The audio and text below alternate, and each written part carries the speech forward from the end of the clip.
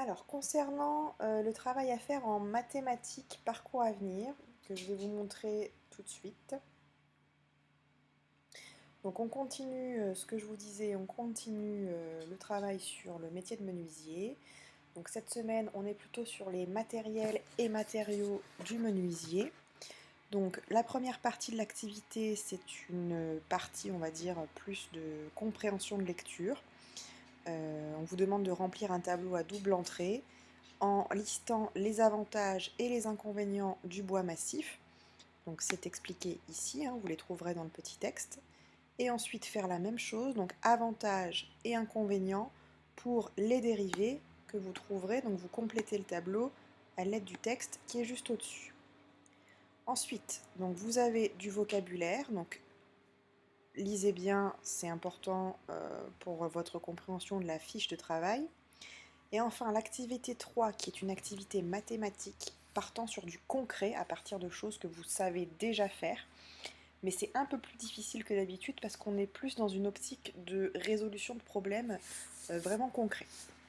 Donc on va vous demander de faire une étude de plan pour la réalisation d'une étagère qui vous est présentée ici.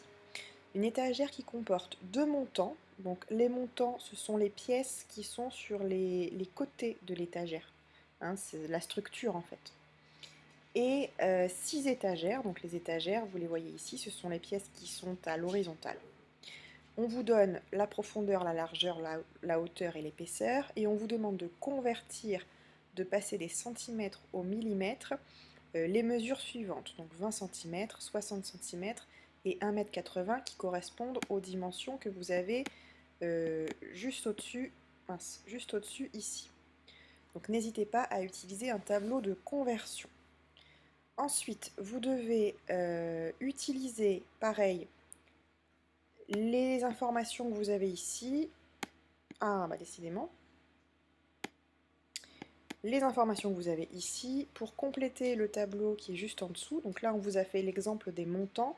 Si les montants sont faits, vous allez devoir faire les étagères. Donc combien d'étagères, quelle longueur auront-elles en millimètres, quelle largeur, quelle épaisseur et quelle essence, donc quel bois va être utilisé.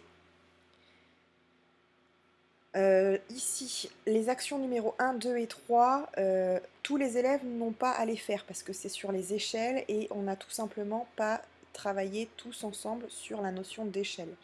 Donc vous verrez dans la fiche, j'ai précisé les élèves qui sont concernés et je vais faire un audio à part.